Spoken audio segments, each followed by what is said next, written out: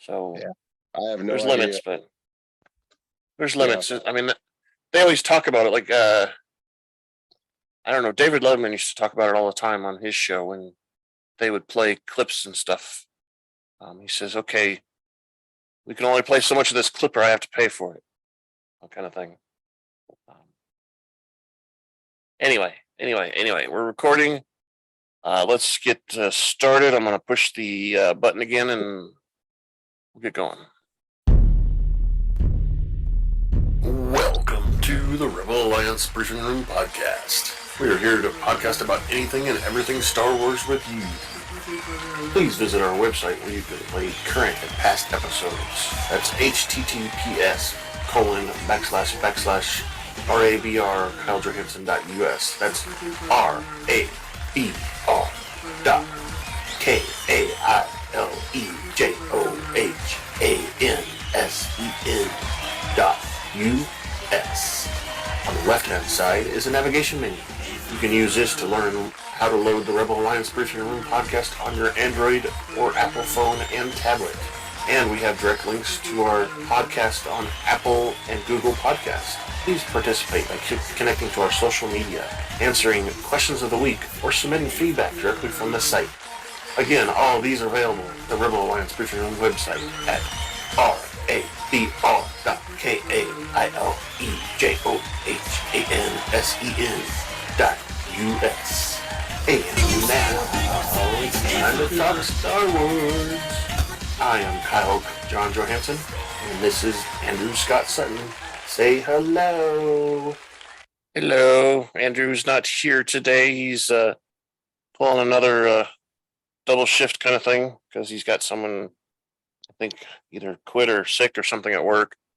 But we have Rick today. We didn't have him last week, but we got Rick today. So say hi to everybody, Rick, and hello. Get started. All right, today we're reviewing the Bad Batch Season 2, Episode 5, called Entombed.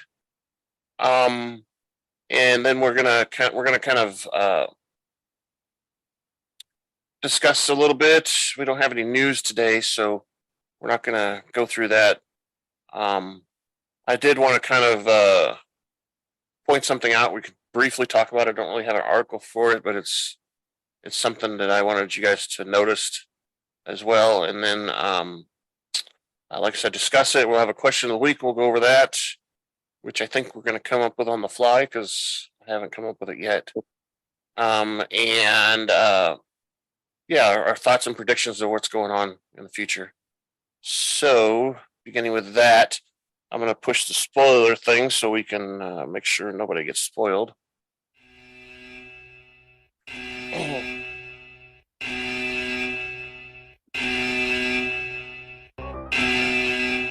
Spoiler alert. Danger. You're about to be spoiled. This is... All right, that's enough of that. So anything that you hear from going forward is going to spoil the episode, so go watch it and come back, and then you can enjoy it with us. All right, so the thing I was going to talk to you about, and I wish I had some like screenshots that I could show you too, but I don't. But I don't know if you've noticed this season there are the armor that our team's wearing is a little bit different color than it was last season.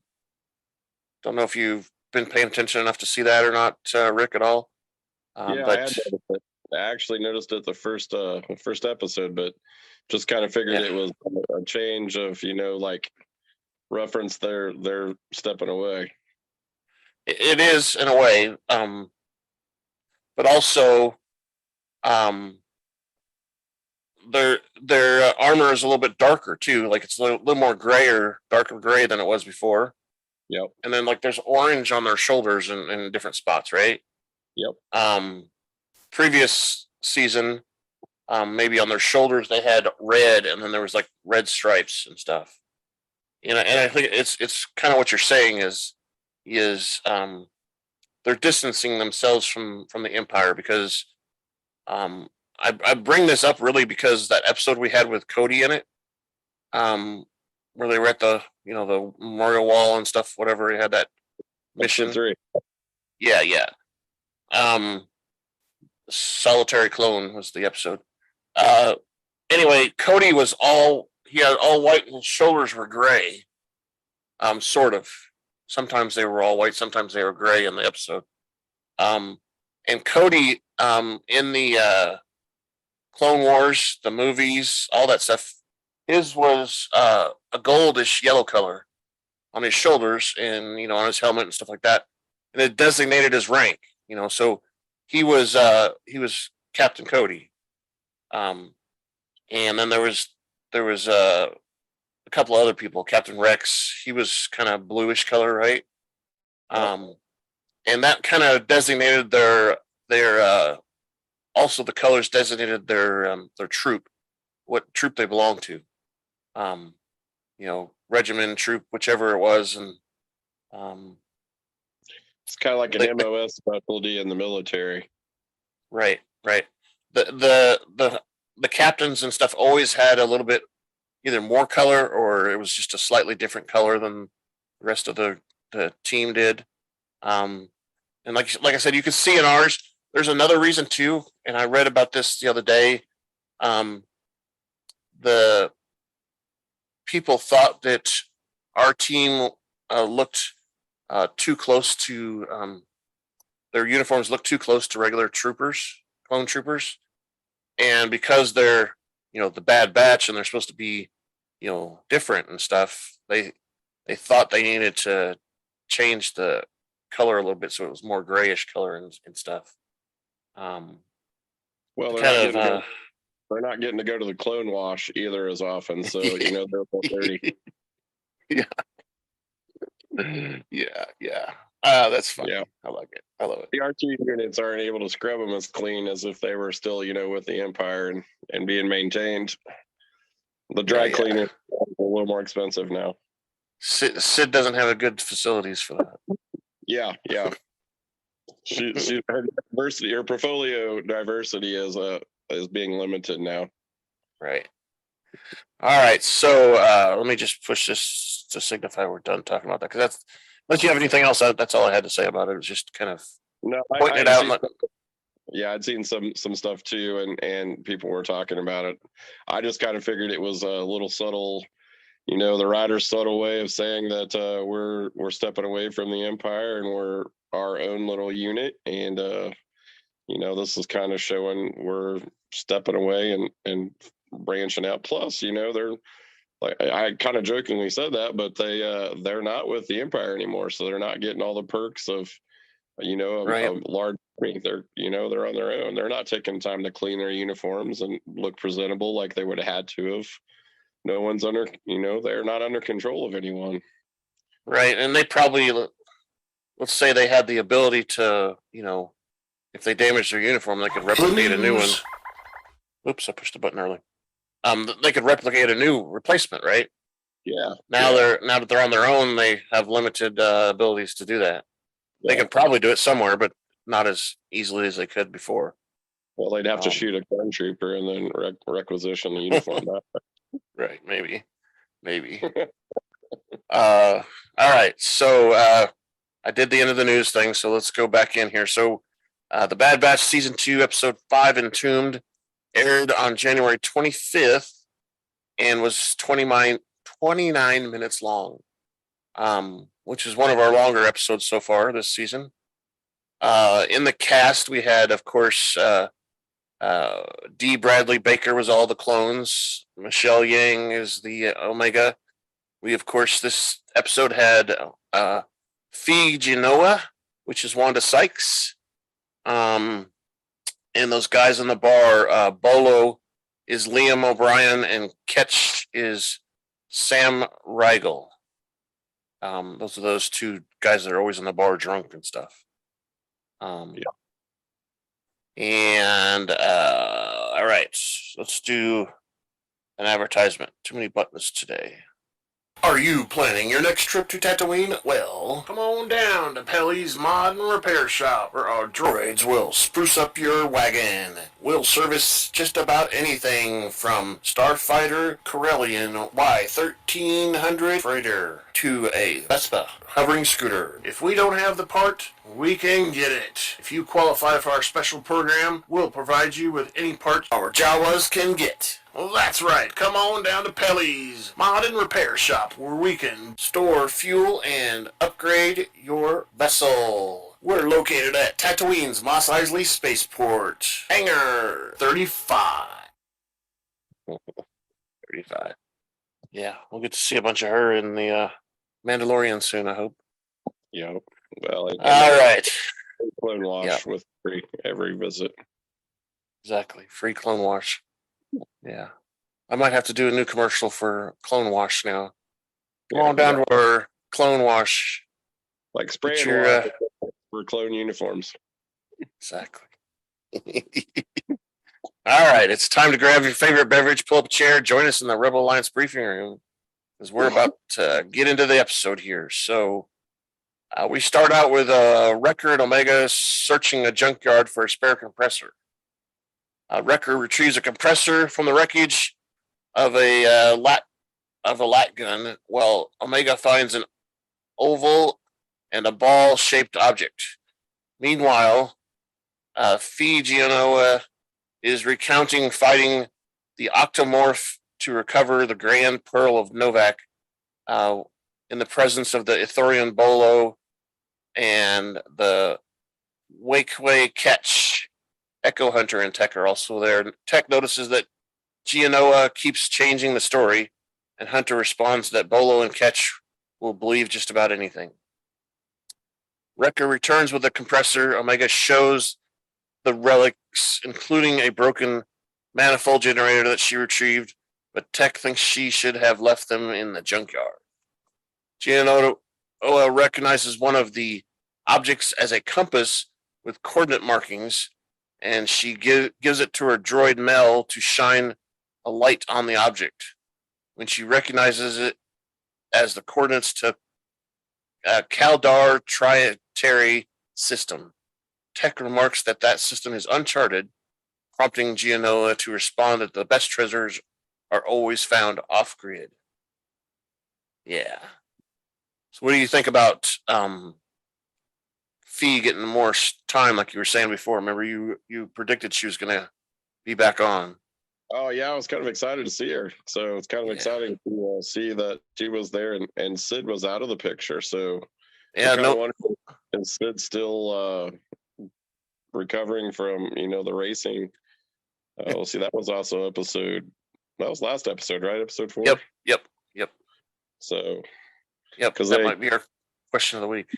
Yeah, commented that they didn't have a mission, so it seems like they have some free time on their hands. Yep, they had free time and in between missions, basically. So they just got done with one and waiting for the next one. Had to get some part. Yeah, I don't. They didn't even say what the part was for, but they needed a part for something, probably their ship. I don't know. Or maybe it was just to run the video game machine. Who knows? Yeah, who knows? Yeah, something for the bar. Yeah, maybe to pump out some more draft beer. Yeah, soda machine went bad. Exactly. All right, so Omega is excited about the prospect of the treasure hunt, but Hunter is skeptical. And Hunter is kind of pretty much grouchy the entire episode. Genoa offers to split the treasure, fined by half if the Bad Batch goes. Wrecker is supported since they aren't on a mission. Echo reminds them that their last lost treasure hunt didn't go well, and Genoa claims that she is a professional, and it kind of tries to convince them that it'll go better. And since Omega is so excited and is got her sweet little Omega eyes on Hunter, complies. The clones and Genoa travel aboard the Marauder, and Genoa ingratiates herself with Omega, claiming that she has traveled to countless uncharted worlds with Mel, keeping track of their adventures. Hunter believes she is a pirate, but Genoa styles herself as a liberator of ancient treasures.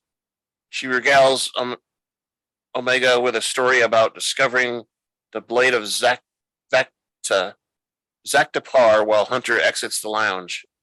Upon landing, the Bad Batch and Genoa discover that their destination is scorched and lifeless world with charred vegetation.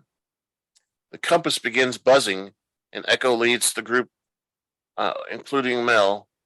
The coordinates take them to a barren forest, reaching a dead end with a bunch of hills and rocks in front of them, right? Omega proposes going around the mountain, and Genoa believes that the compass is telling them to go inside. She uses her cutlass to cut a hole through the rocks. With Wrecker's help, they discover a secret entrance. As they enter, they're being watched by a fanged reptile creature. Dun dun dun. Fanged reptile creature. I just clicked on the link for that to see if there's any information about it, and there's nothing. A creature lived inside the Sarka Null on an unidentified planet. It possessed gray skin, red eyes, sharp teeth, claws, and a long tail. That's hardly any good information. That sucks. Endangered species. There you go. In a faraway. Exactly. Could be anything. Jeez. Inside the treasure, hunters discover etchings, which Genoa recognizes as markings to the entrance of Sakura Nal. When Wrecker queries, she explains that the legend of Sakura Nal predates the Jedi, and that the treasure known as the Heart of the Mountain lies inside. Omega asks how they get in, and Genoa explains that it's pattern and that they need to align the symbols in the right order.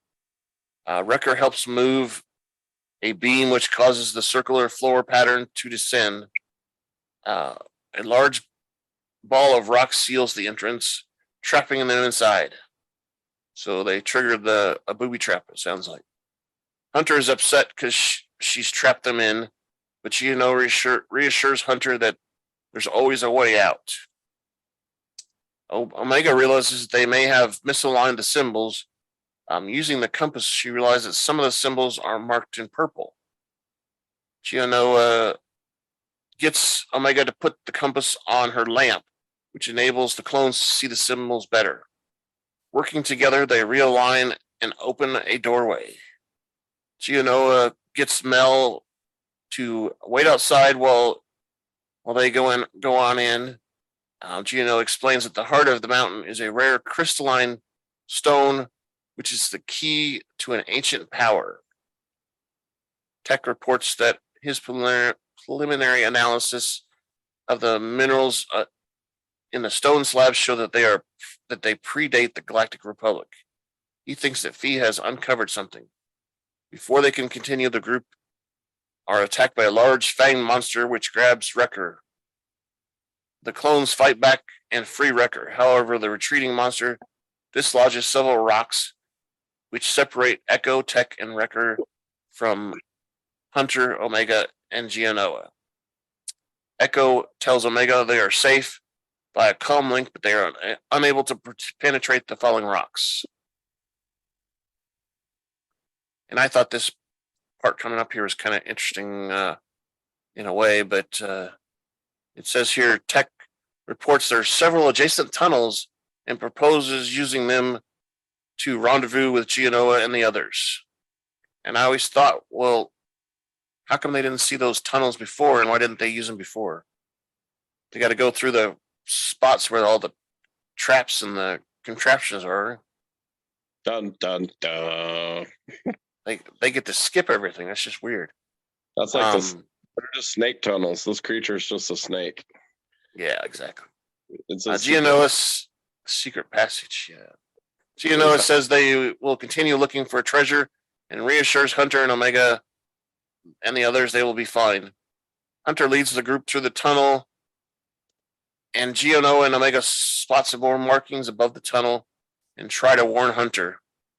He fails and falls into a hole, but using a grappling cable, Genoa and Omega pull him into safety. Omega thinks that they need to find a way to walk across the ceiling, and Hunter is skeptical about continuing with the treasure hunt, but Genoa is relaxed, saying the adventure reminds her of a quest track down the Belmont Dam. While the adults, let's see what the Belmont Dam is. There's a link there. Oh, there's some information. What's the Belmont Dam? The Belmont Dam is an artifact tracked down by pirates. On a treasure hunt. Encounter an entrance to H weapon. Oh, it doesn't say anything really what it is. Just a artifact she tracked down. and she talks about it in the episode. Great. It's a treasure. I'm gonna stop clicking on these links. While the adults discuss the quest, Omega finds that her compass fits into the lock, which causes the circular tunnel to rotate to form a bridge. Through Omega's determination, the bridge is safe to cross. Omega is unable to retrieve the compass out of the lock. Genoa explains that the Sarkanal has reclaimed the compass.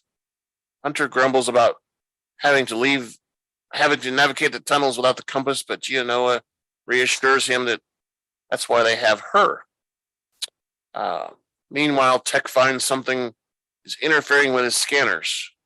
Wrecker sensors movement, but Echo thinks it's in his head.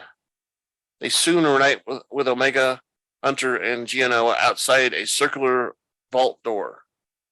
Genoa unlocks the door, which opens to a deep vault where the heart of the mountain lies below.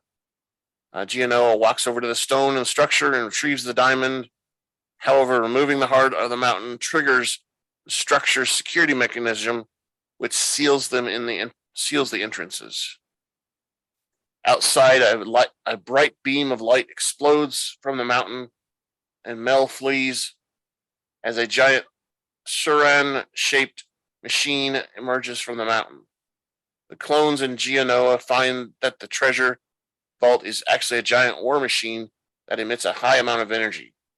Tech proposes returning the heart of the diamond to its power place in order to deactivate the machine. Genoa is, of course, unwilling to give up her treasure, but Hunter counters that if the machine destroys their ship, they will be trapped on the planet forever. Genoa agrees, but warns that they owe her a debt for the treasure loss. The Fang monster breaks into the command center, causing the heart of the mountain to fall down a hole. Genoa heads down the hole to retrieve it, while the Bad Batch fight the monster. Genoa almost falls out of the giant machine, but Hunter pulls her to safety. The giant machine unleashes a blast of energy that scorches the surrounding landscape, and Mel tries to flee but is incinerated by the beam.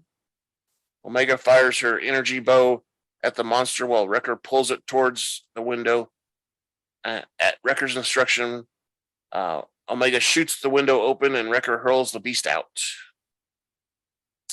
Tech tries to regain control of the machine before it can turn its beam on the Marauder. Hunter passes Tech and Omega the heart of the mountain.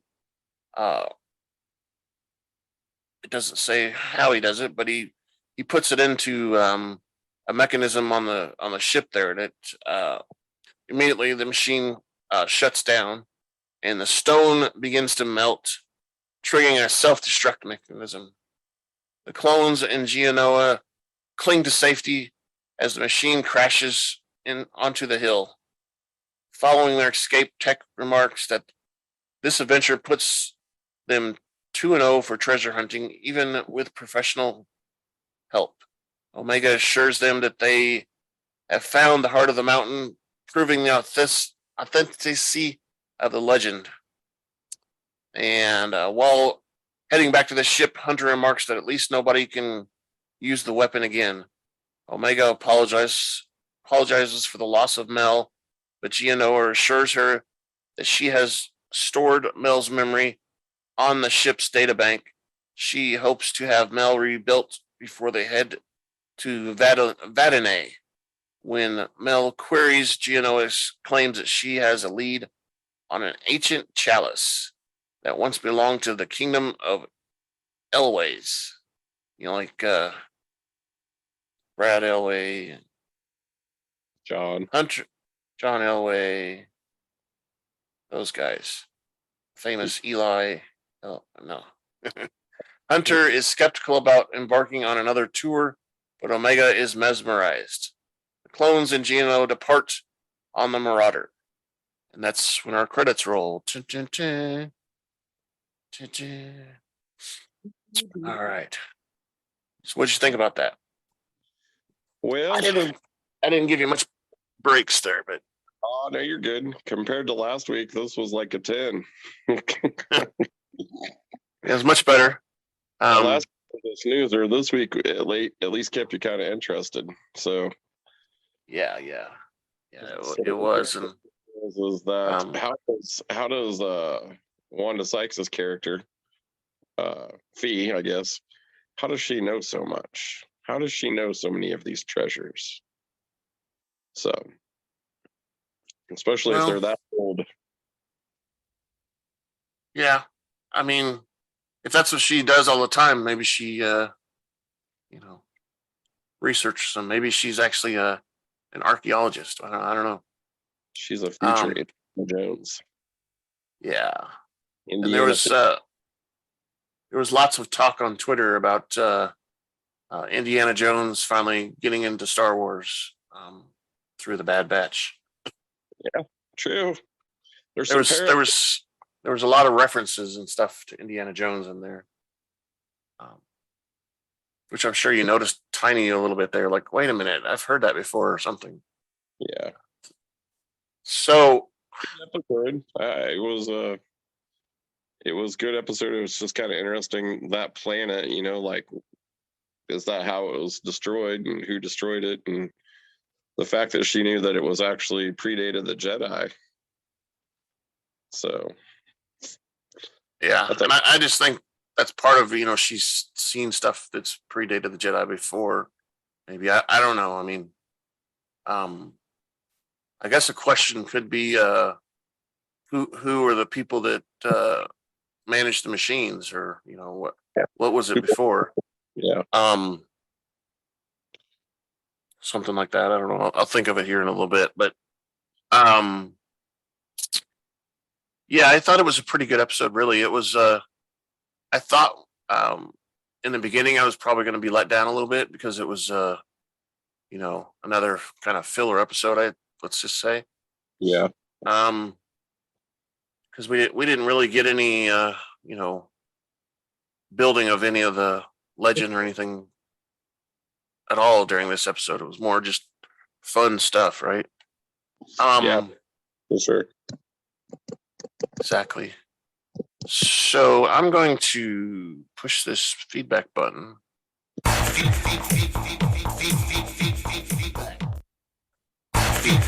Whoops. Pushed it twice. Whoops. Because we don't really have any feedback.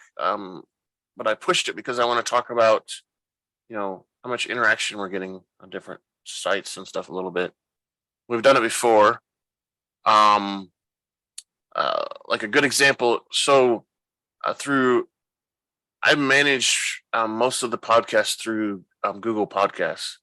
That's where I put it first, and it kind of uses that to filter out to everything else. There is a certain site that I used in the beginning to go to all the other different locations that we are at, but I've gone in and kind of individually reclaimed most of those back, so I'm not using that site anymore. But so on Google, we're averaging still about 3 to 8 plays a week, which is it's okay. It's not great, of course, but the weird part about what I see on Google is people aren't playing our most recent episodes; they're playing older episodes. So nobody's caught up. The last episode that was played is an episode we did about the Phantom Menace, and and several on Tales of the Jedi and a couple on Andor. So it's like people are catching up and they want to, what did I miss here? Let me listen to a podcast or something, kind of thing. And let's see. Shows, and then they're catching up on what people have posted. Exactly. A couple. So here's top searches that have brought people to our podcast website in some fashion, and one of the top ones is this Romar Adele. You remember the episode 2 or something? Maybe it was the first one where the old guy was in it. Yeah, the first 2. We've got 5 different times, which is not a lot still, but 5 different times people search for that and come to our website. Interesting. Yeah, kind of. And I don't know. It's weird. I do these polls all the time, and nobody really answers them except for us every once in a while. But we get a lot of traffic on them. Like, the first episode, the poll for that was what's in the trunk that Phee takes after the Bad Batch brings it to Sid, and over 24 people saw that poll. 20 people saw the one after that where Captain Wilco went over the edge of the dam. That one episode. Yeah. So on and so on. On Spotify, we've got still got 3 followers, 11 regular listeners. 26 people have started at least one episode of ours so far, which that number hasn't really changed. And on the Indian site, Jayo Savan, I believe, we're averaging 2 to 4 plays of our podcast a week. And right now they're scattered all over that India. They're India's pretty big anyway, but they're all over the place. They're in Bangalore, Mumbai, Rapapipala, I don't know how, Ahmedabad. They're all over the place. Let's see. I want to check out the episodes themselves to see if they've listened to any other recent episodes. Here we go. No recent episodes of the Bad Batch, but we have at least one of the Tales of the Jedi. And what was the one before? Andor's got several, 3 or 4 episodes that have been listened to. We're on Apple Music, but nobody ever listens to us on Apple Music at all. And let's skip to YouTube. So YouTube, our last episode, one that we all hated, 24 people have viewed our video version of it. Maybe half of those are us, because it doesn't count. It counts views and not unique views. So if you go in and look at it briefly, once a day or something, it counts that. The episode before, Solitary Clone, got 17. And yeah, so that's pretty much enough of the boring stat stuff. But I just thought it was important to bring up. Maybe people can tell others to join in as well, and we can get some real feedback going here. Share with your friends. Share with your friend. Is caring. Sharing is caring. Yeah. So on that topic, we have 3 or 4 different ways you can send us feedback. On our website, we have a link to a form you can fill out with feedback and send that to us. Questions of the week have a spot where you can put comments on there after you've answered the question. yeah, so you can also go to the YouTube video and put comments in there. And we have an email, feedback@kylesjohansson.us. You can also send feedback to. And of course, social media. There's links on the website for that too. Anything else you got about the episode? No, I enjoyed this one better than the last one. I think maybe we're getting ready to have a little build up. I think they're setting us up. A little excitement coming. What? I don't know, but something's gonna break. I think so too, and you can kind of tell since they've already released all the titles of the episodes. Yeah, you can kind of tell a little bit from that. And I'm bringing it up right now, but I'm gonna kind of tell you what they are, and you can kind of guess that there is going to be some excitement. All right, January 25th is the one we just watched, Entombed, and then it goes. The next episode is called Tribe. February 1st, and then February 8th we get 2 episodes the same day. The Clone Conspiracy and Truth and Consequences are the 2 episodes there. Yeah, so that sounds interesting. And I remember if I mentioned before that I think that it's possible that Crosshair is going to join back up with our team. Yeah. I'm wondering if it's going to happen around that time. Because it goes on. The episode after that is The Crossing, Retrieval, Metamorphosis, and so on and so on. And the last episode of the season is called Plan 99, which is interesting since we're Clone Force 99. But I think it all comes together, and we all, we've had a whole season really not, with Crosshair not being, well, more than the whole. The first season was, half of it we were without Crosshair too. Yeah. On the team. I think Crosshair could be a really valuable part of the team.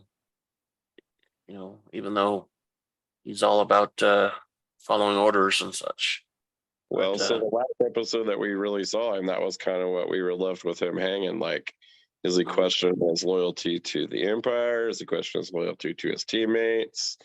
So then we have a very boring episode, and then we kind of have this one that kind of picks things up. So yeah, I'd say we're at least leading into something that there's going to be some interaction. What that interaction is going to be, I don't know. But my money is on, he joins the team.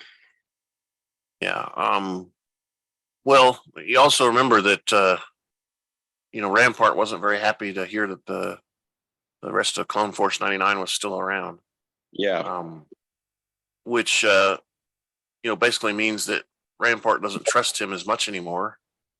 Because he already told them they were dead. Yeah. So yeah, I think there's something coming. I think Rampart obviously sees him as a threat, especially since he told Palpatine that they were already gone. Yeah. Well, the trust thing, he can't trust him, can't believe him. And I think the captain, Captain Cody, right? Is that right, Captain? Yeah. Cody, I think was a little foreshadowing of like letting us see that even though he's not conflicted necessarily, there is a hinge or a twinge of conflict going on internally. Yeah. I think honestly what's going to happen is Rampart decides he can't trust him anymore at all and tries to target Crosshair and take him out basically. And obviously Crosshair is very skilled and pretty much has to escape to get away. Well, he can fake his death or whatever. Yeah, he can shoot. The stormtroopers can't. So there we go. We know how that. Exactly. Ding, ding, ding, ding. One shot, one kill with Crosshair. Exactly. I think it'll how it plays out, I don't know. So I don't either. I mean, there's rumors that there's going to be another season. And actually the rumors include 2 seasons, but I think they've said that they don't want to do more than 4 seasons of it. Yeah. And they're going to basically decide each season what they're going to do. But I also wanted to bring up something too, because it's possible. See, we're in a time period, 19 years after the Battle of Yavin, which is after Return of the Jedi, I believe. That there's another force out there in play. So, basically, in the absence of Palpatine, I've talked about it before.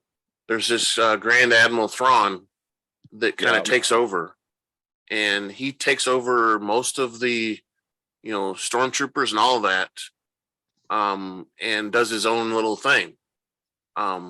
He doesn't, I don't know, try to rule the galaxy or whatever, I guess, but he does sort of, he enjoys the power kind of thing. But there's also a chance that, Crosshair could introduce him too. Who knows? Yeah, true. Rumor is though that he's going to be introduced on the Ahsoka show instead of this show, but they could surprise us, I guess. There could be some overlap, if they do this as one more season, overlap next season or at the end of the season, and who knows? Yeah, the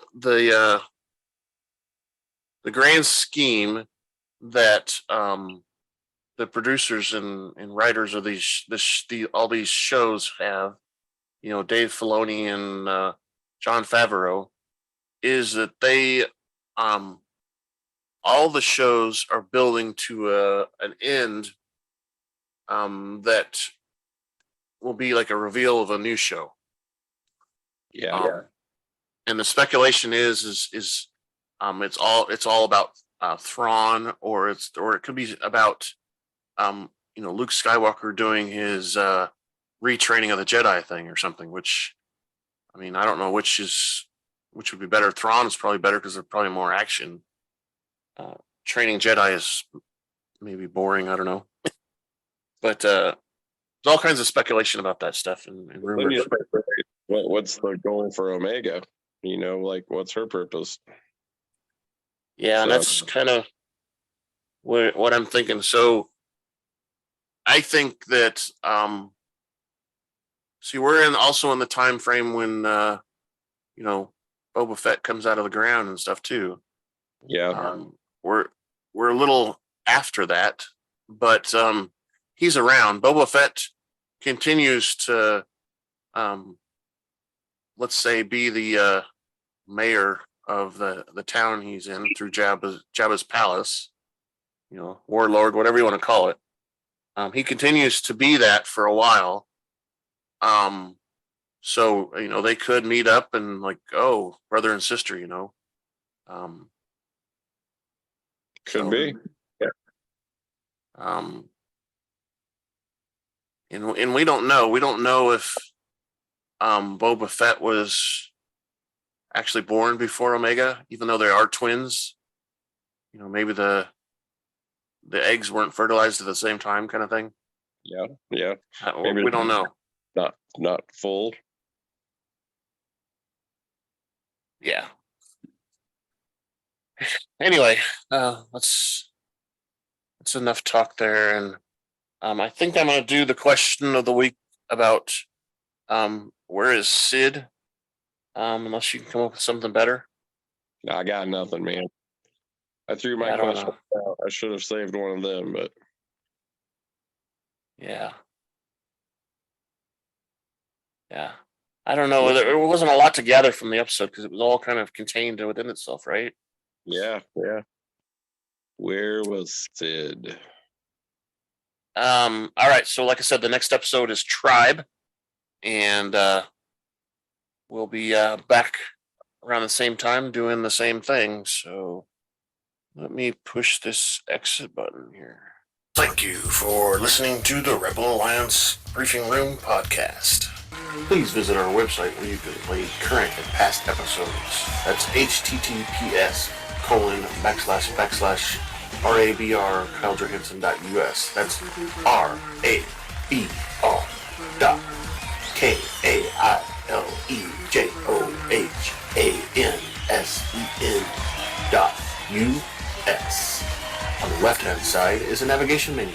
You can use this to learn how to load the Rebel Alliance Briefing Room podcast on your Android or Apple phone and tablet. And we have direct links to our podcast on Apple and Google Podcasts. Please participate by connecting to our social media, answering questions of the week, or submitting feedback directly from the site. Again, all of these are available at the Rebel Alliance Briefing Room website at rabr.KyleJohansson.us. This podcast in no way is approved, sponsored, or owned by Lucasfilms Ltd., Disney, Disney Plus, or any of its subsidiaries. All opinions are solely owned by Kyle and or Scott and in no way express the views or opinions of their past or present employers. Views and opinions are not supported or restricted by Lucasfilms Ltd., Disney, Disney Plus, or any of its subsidiaries. Any rebroadcast, reproduction, or any or other use of this podcast and its affiliate sites without consent of Super Duper Podcast Network and its host is prohibited. I am Kyle Johansson, and this is Andrew Scott Sutton. Say goodbye now. Bye-bye. Again, Andrew's gone, and he's probably going to be gone next week, too. So hopefully Rick can come back. Hopefully. Thank Rick. Hopefully. It's getting busier. Well,